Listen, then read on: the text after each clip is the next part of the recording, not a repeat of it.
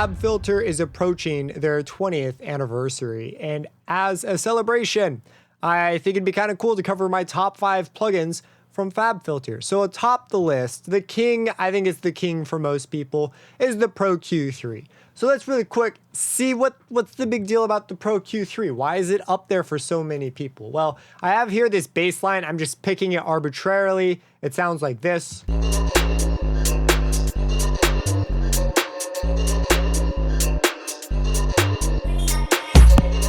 Let's see, we've already got a lot going on. Let's see just what we can do to spice it up real quick, just as a way to show it off. So I'm gonna load up the Pro Q3, and one of the first things I'd like to point out is I've benchmarked a lot of dynamic equalizers. It is in the lead for the most CPU performant. In terms of power, this thing is just unbelievably stable. So that alone makes it very popular. Let's go to the default setup here. And let me just show you probably one of the most common things I do and why I grab this sometimes over the stock stuff. Because I like to grab different things, right? Encourage doing differences. But you could do stuff like this, where you bring up a band and then I make this just the side.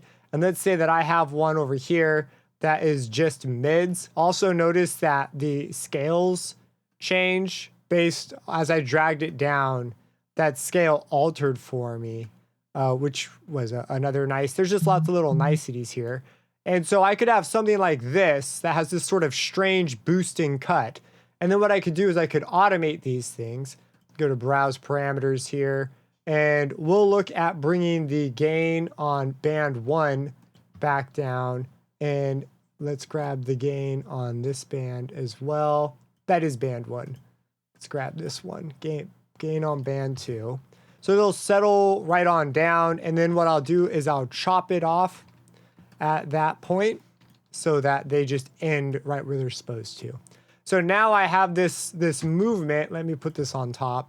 This movement, an interesting stereo move. And I could make this so much crazier, right? I could make it a peaking filter. I could move it around. I could do really interesting stereo shapes with the Pro Q3. So now as I play it,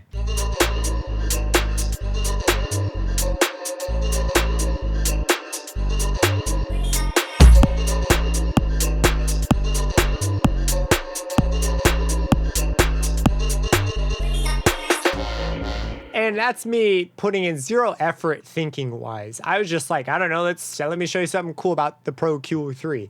So this is just crazy. There's a lot of like other kind of more obvious things. If you hover over it, it'll show you where the peaks are. You could create cuts out like that for synthesizing stuff. I don't have any resonant peaks I really need to worry about.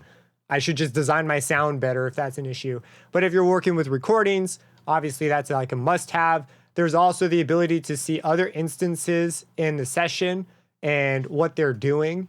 And you could see masking and things. I mean, it's really, really incredible. But there's just a quick example of the Pro Q3 and why it's on my list as the top dog.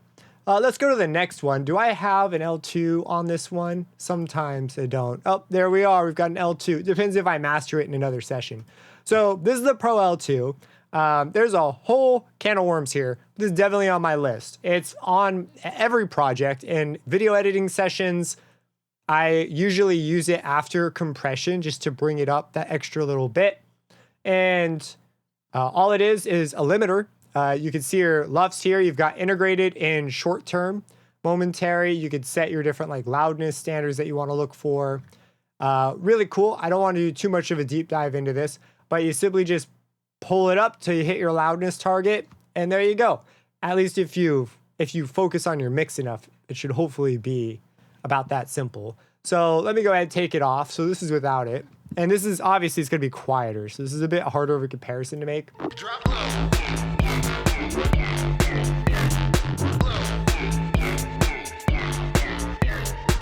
Begin with it.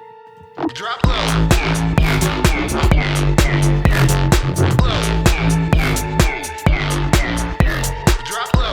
So with this kind of a thing, how hard you want to push it's going to depend on the reference track that you have or whatever you're just sort of going for. I usually pick a reference track and use that, because some people push it so hard and you almost don't realize how hard they're pushing it till you reference it. But anyways, that's the Pro L2, definitely up there on my list. You can also use it for stem limiting. There's a bunch of neat things. I have a video on this channel on how to do that. The two creative plugins on my list for sure are the Pro R2. In this case, I'm going to be showing you the Pro R, but there's now version 2 out, and it builds on everything the Pro R has and just adds to it. So Pro R2 would be the official thing on the list, but in this particular project, I've got the Pro R and Timeless 3 for sure. I usually demo FabFilter at NAMM, or at least I have the past 2 years. And the Timeless 3, I'm always shocked people don't know about this. This plugin is so friggin' cool. But let's really quick go into the Pro R. So I'm using this on this vocal chop here.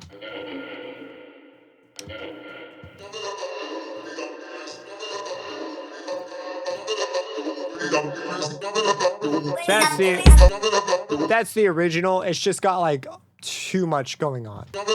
So I want to thin it out. X is just like a stereoizing plugin. We're not going to worry about that one. Then we've got Pro R. In this case, just the regular old Pro R. Again, Pro R2's out now. There's a video on this channel about it, so go check it out. But basically, you have like your decay curve, and then you have a post EQ that allows you to do, just EQ moves after. I use it as an insert. You should use it as a send, right? In most cases, but I typically use them as inserts just because of the way I like to build my chains. So I really make use of the mix control quite a bit up here. But the controls, the macros are just really straightforward. The space control is really straightforward. And I love any reverb that gives you a close and a far. I could think of a few off the top of my head, and the Pro R is one of them. So if I'm grabbing a reverb, there's like a 90% chance I'll grab the Pro R, and a 10% chance I'll grab something else just to try it out and see what it sounds like, maybe get a different verb sound, or maybe there's a reverb morphing capability. There's a couple verbs I can think of that could do some of those types of things.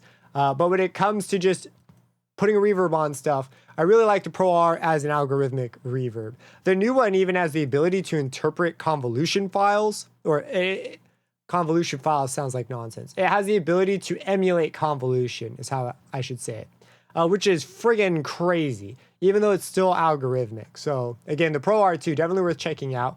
But that's the reverb on here. If we just go ahead and look at what that adds to it, that's what it sounds like. And if we take it off.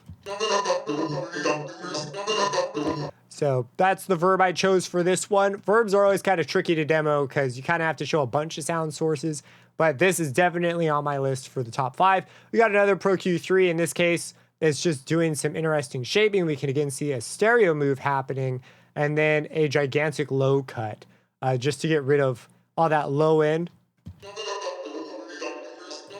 So we get that thinness there. And that's another thing on the Pro Q3 I should bring up.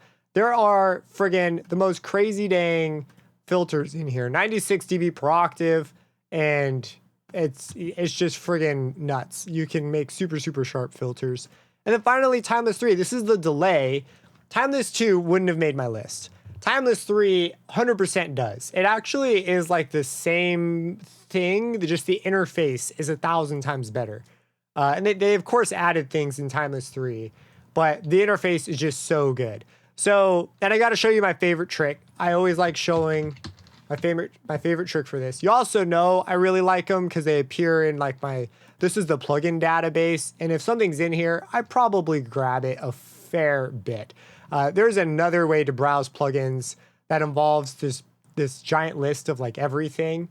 And you see, this is huge. So if it's in the other list, it's because I use it like a lot. So anyways, yeah, here, if we go to just like the default setting, these taps, so this is like your delay. And then if we bring up feedback, right, this is like our initial delay. And then this is like the feedback delay. And then we have the left and the right channel. So we could change this. Oh, I'm sorry. This is the direct sound 0 milliseconds, and this is the delay. So I could come into the taps, make new ones, but I'm just going to use random. So we get a bunch of random taps, and it looks a lot more like a reverb tail. And then you can sort of fade in and out, and we could change the delay of this to make it longer or shorter, but this allows us to get very reverb-like effects. It's awesome.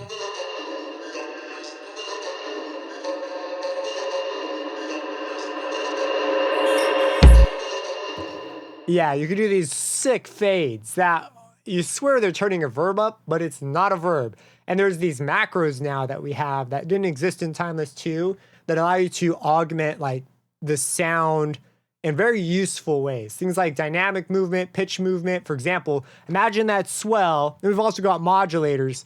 Honestly, people are sleeping on Timeless 3. I don't know how come it's not mentioned in more circles as like the delay. It's my favorite delay. No questions asked. The interface is genius, and I love the integration of these things. It's just been thought out good. The post filter section is pictured like an EQ rather than just some knobs, which is what most delays do. I don't know why. And they're the FabFilter filters, so they're really good filters. Now, the last one on my list, I kind of have to show you in the context of editing because this is definitely where I use it the most. When it comes to compressors, I grab a huge variety of them. The Pro C2 is my go-to for just getting the job done, doing it quick, knowing it's going to sound good. It's visually intuitive and, you know, just sort of a no-nonsense, moving quickly deal. There's a whole bunch of cases where I'll grab it in music as well, but I really like spreading my wings when it comes to compressors. But this definitely has to be on the list for the sheer amount of editing work I've used this thing for. Primarily on my own voice. It's in nearly every project I edit, and you know, here it is. See the knobs move. I don't know why they weren't moving on the first one. You can see it just dialed in on my voice, and it's just great. I love it. It sounds good. I put it on. I have a preset that I like to pull up and use on my voice specifically, and just usually just tune it a little bit, and that's all I have to do. The visuals are fantastic, and I heavily recommend it. If you don't have a go-to compressor and you're looking for one, I recommend this one. So those are my top 5 FabFilter plugins. If you have one that is yours, just like you couldn't part with it, it's found a place in your workflow and you love it, drop it down below. It's always interesting to hear what people's favorites are. If it's the Pro Q3, maybe pick a runner-up and mention the Pro Q3 is your top, because it's like everyone's top, right? So maybe name a few if you have a few. If you have any questions about anything you saw here, feel free to let me know. Subscribe to that bell icon for future videos, and have a blessed day. Drop low. Low.